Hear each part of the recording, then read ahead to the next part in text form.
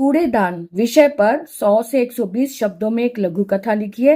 आज हम सीखेंगे कि लघु कथा लेखन कैसे लिखते हैं। लघु कथा लिखने के लिए सबसे पहले एक विषय चुनें, आकर्षक पात्र गढ़ें और एक केंद्रित प्लॉट बनाएं जो एक मुख्य घटना पर केंद्रित हो।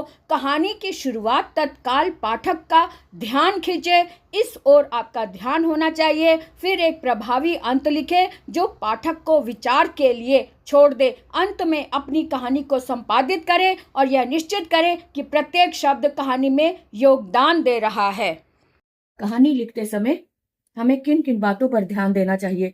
दी गई रूपरेखा अथवा संकेतों के आधार पर ही कहानी का विस्तार करना चाहिए। ये बहुत ही ध्यान देने की बात है कि रूपरेखा जो दी हुई होती है, जो संकेत बिंदु दिए हुए होते हैं, उन पर हमें ध्यान देना चाहिए, क्योंकि उन पर आधारित हमें टॉपिक भी मिल जाता है, हमें लिखने का मटेरियल मिल जाता है, हमें लिखने का आइडिया मिल जाता है कि लिखना क्या है, और वो उस टॉपिक पर आधारित होते हैं संकेत। इसलिए संकेतों पर जरूर ध्यान दें कि क्या संकेत दिए गए हैं, और उसके आधार पर ही हम कहानी का विस्तार कर सकते हैं। तो अगर आपने अभी तक सब्सक्राइब नहीं किया मेरे चैनल को तो सब्सक्राइब कर लें, और आप मेरे चैनल के मेंबरशिप भी ले सकते हैं। ज्वाइन बटन ऑन करके आप मेंबरशिप ले सकते हैं। और हाइप जरूर करें, जब भी वीडियो देखें लाइक करें। लाइक करते ही आपके सामने हाइप का ऑप्शन आता है, आप हाइप करें और मेरे चैनल को सपोर्ट करें। Thank you very much. कहानी का आरंभ आकर्षक होना चाहिए ताकि पढ़ने वाले का मन उसे पढ़ने में लगा रहे।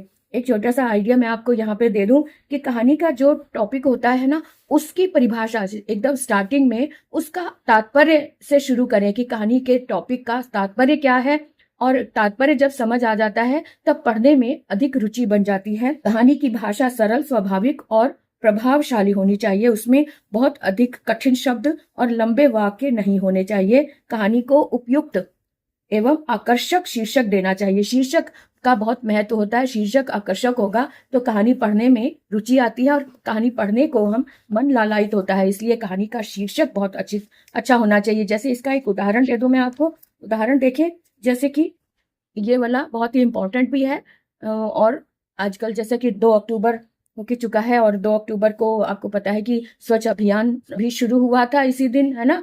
तो उसके आधार पर ये टॉपिक बहुत ही आसान भी है और बहुत इम्पॉर्टेंट भी है, और ये लघु कथा को आप इसमें मोड़ दे सकते हैं, क्योंकि आपके आसपास जो भी घटना होती है उसको आप एक घटना को लघु कथा का मोड़ दे सकते हैं। आपके आसपास जब भी कोई घटना हो रही है, कहीं किसी ने कूड़ा फेंका या आपने किसी से कुछ कहा, आपने उसको बोला कि भी ये कूड़ेदान रखा, जगह जगह रखे होते हैं, उसमें फेंको, यहाँ मत फेंको। तो इस तरह की कोई भी घटना आपके सामने आई है, उसको आप लघु कथा का रूप दे सकते हैं, क्योंकि ये आपका अपना टॉपिक बन जाएगा, अपनी कथा बन जाएगी। कोई रटी रिटाई कथा जो होती है वो सभी एक साथ लिखते हैं तो उसमें एग्जामिनर जो है वो बोर हो जाता है और अच्छे मार्क्स नहीं मिल पाते। आप अपनी रचना लिखें। आपकी अपनी रचना जब होगी तब उसमें एक अलग इंटरेस्ट भी आता है और आपकी अपनी वो रचना हो जाती है। इसलिए इस बात का ध्यान रखें। ये एक आइडिया देने के लिए आपको ये मैं पढ़ा रही हूँ, आप इसे ध्यान दें। कूड़ेदान। पार्क के कोने में पड़ा कूड़ादान सोच रहा था, आखिर क्यों सभी मुझे हिकारत भरी नजरों से देखते हैं? क्या सच में मैं इतना गंदा हूँ? तभी उसे फल वाले के मोबाइल पर सुनाई दिया, स्वच्छ भारत अभियान। सुनकर उसे अच्छा लगा। उसे लगा कि इस अभियान में उसकी भूमिका कितनी महत्वपूर्ण है। अब वह पूरे भारत की गंदगी अपने आप में समेट लेगा। अब वह भारत को स्वच्छ रखेगा। तभी सोहन दौड़ता हुआ आया। उसने केले का छिलका कूड़ेदान में फेंका और भाग गया। कूड़ेदान ने छिलका लपकने की कोशिश की, मगर वह पकड़ नहीं आया। सोहन के बाद पार्क में खेलने और बच्चे भी उसके पास आ गए, मगर किसी ने कूड़े को कूड़ेदान में डालने की कोशिश नहीं की। कुछ लोग तो ऐसे भी थे जो उसके पास आना ही नहीं चाहते थे। कूड़ादान यह देख कर दुखी हो रहा था। वह इस अभियान में बढ़ चढ़ कर भाग लेना चाहता था, मगर क्या करें? वह अभी यह सोच ही रहा था कि एक 5 साल का बच्चा अपनी दादी के साथ वहां आया। उसने कूड़ेदान के बाहर पड़ा हुआ कूड़ा देखा तो एकाएक उठाकर कूड़ेदान में डालने लगा।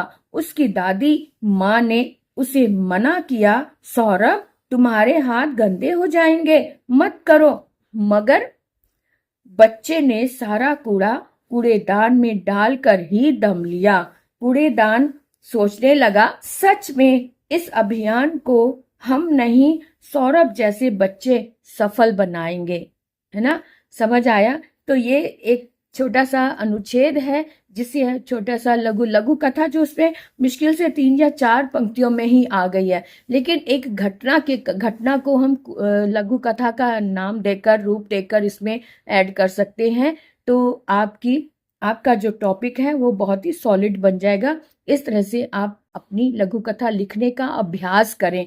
जो भी, क्योंकि हमारे आसपास कोई ना कोई घटना तो होती रहती है, जैसे कभी कोई छबील लगाई है, कोई भंडारा हुआ है, तो उसमें क्या होता है कि पत्तल वगैरह, जो डिस्पोजल प्लेट्स वगैरह होती हैं, वहाँ रखे तो होते हैं बड़े बड़े ड्रम्स, लेकिन लोग उसके अंदर डालने के बजाय अगर बाहर डालते समय बाहर गिर जाए तो गिरा ही रहने देते हैं। ये चीज़ें ध्यान रखने वाली हैं। तो आप इसको कथा के रूप में लिख सकते हैं कि किस तरह से आपने उसमें सहायता की। जैसे इसमें सौरभ जैसे बच्चे ने सहायता की, ऐसे आप भी सौरभ वाला काम कर सकते हैं और अपने आसपास के पर्यावरण को स्वच्छ रख सकते हैं।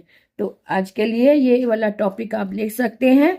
और भी बहुत सारे टॉपिक हैं, जैसे अब दिवाली आ रही है तो दिवाली के दिए, ये एक और टॉपिक यहाँ मैं दिखा देती हूँ। दिवाली के दिए पर 100 से 120 शब्दों में ये अनुच्छेद लिखना है। अनुच्छेद को लघु कथा का रूप देना है। तो कैसे? 74 वर्ष की एक बूढ़ी औरत बोरी पर मिट्टी के दिए लिए बैठी थी। उसके पीछे 10-12 वर्ष की एक छोटी सी लड़की गेरू से मिट्टी के दियों को रंग रही थी। दिवाली की खरीदारी की भीड़ भाड़ में इन दोनों पर किसी की नजर नहीं पड़ी। लोगों के हाथों ने बड़े बड़े चमकदार डिब्बे उठाए हुए थे। बूढ़ी की आंखों की क्षीण रोशनी इस तेज जगमगाहट में धीरे धीरे और भी मध्यम हो रही थी। कार में बैठा एक युवक बुढ़िया और उसकी पोती को बड़े ध्यान से देख रहा था। कुछ सोचकर वह उनके पास गया। उसने बुढ़िया से पूछा, अम्मा, ये सारे दिए कितने के दोगी? बुढ़िया ने उसकी बात सुनकर मुंह फेर लिया, मगर वह लड़की तपाक से बोली, भैया जी, ये सारे दिए 300 रुपए के हैं। 20 रुपए के हिसाब से 10 दिए, तो 300 दियों का हिसाब आप खुद लगा लीजिए। 600 रुपए हुए ना? आप सारे लेंगे तो आपके लिए 550 रुपए लगा देंगे। क्या आप सारे दिए खरीदेंगे? बुढ़िया की तरह शायद उसे भी विश्वास नहीं हो रहा था। युवक ने 600 रुपए बुढ़िया की ओर बढ़ाए और कहा, अम्मा, दिवाली मुबारक।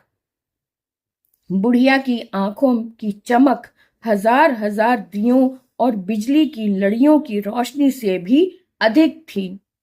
तो इस तरह से आप भी किसी की सहायता कर सकते हैं, क्योंकि बड़ी बड़ी चीजें तो हर कोई खरीदता है, बड़े बड़े शोरूम में खरीदता है, खरीदने को हम जाते हैं। बड़ी बड़ी चमकीली चीजें जो हजारों की होती है वो तो हम आराम से खरीद लेते हैं, लेकिन दिए जो कि 10 रुपए के, 20 रुपए के इस तरह से आ जाते हैं, तो उसमें भी हम बार्गेनिंग करते हैं, उसमें भी हम सोचते हैं कि और सस्ते मिल जाए, और सस्ते मिल जाए। आपको पता है दिए बनाने में, एक एक दिया बनाने में कितना समय लगता है, और जो बेच रहे हैं वो कितने गरीब हैं, और उनके लिए 10 दियों का खरीदना भी उनके लिए बहुत बड़ी बात होती है। तो इस बात का ध्यान रखें। बड़ी बड़ी दुकानों पर तो हम जाते ही हैं, लेकिन जो छोटे छोटे ये दियों का ढेर लगाए बैठे रहते हैं, या छोटी छोटी दुकानें जो लगाकर बैठे रहते हैं, उनकी आंखों में कितनी चमक होती है, कितनी इंतजार होती है कि कोई कस्टमर आए उनके पास और उनसे ये दिए ले जाए। तो इस बात का ध्यान रखें कि क्योंकि ये इनकी छोटी सी खुशी आपके घरों की रोशनी को और बढ़ा सकती है। इनके दिल से निकली दुआ आपके दिलों तक पहुंच सकती है, आपके घर के दियों को और उजागर कर सकती है। इस बात का ध्यान रखें, क्योंकि छोटी छोटी सी जो खुशियां होती हैं ना, बहुत बड़ी खुशियों का रूप बन जाती हैं। इसलिए छोटी छोटी खुशियां दीजिए और बड़ी बड़ी खुशियां पाइए उनकी दुआओं के रूप में। तो इस तरह से ये दिवाली के दिए विषय पर हमने आज पढ़ा। आप भी इसका अभ्यास करें और कोशिश करें कि अपने शब्दों में लिखें। जब भी कोई टॉपिक आप आइडिया ले लें इससे, लेकिन लिखें आप अपने शब्दों में, अपनी कोई कथा उसमें लिखकर, क्योंकि अपनी जब घटना हम उसमें लिखते हैं तो वो वास्तविकता बन जाती है और आपकी अपनी रचना बन जाती है। इस बात का ध्यान रखते हुए इन अनुच्छेद को लिखें एक लघु कथा का रूप देकर। तो ये तो थी लघु कथा लेखन कैसे लिखा जाए। 2 टॉपिक आज हमने पढ़े। इसी तरह से कोई टॉपिक आपके मन में आपके पास है जो आप लिखना चाहते हैं, जो नहीं समझ में आ रहा, तो कमेंट बॉक्स में लिखकर आप पूछ सकते हैं। आपको जरूर मैं कोशिश करूंगी उस पर आपका उत्तर देने के लिए। तो आज के लिए इतना ही। फिर मिलेंगे नए टॉपिक के साथ, नई आइडिया के साथ। तो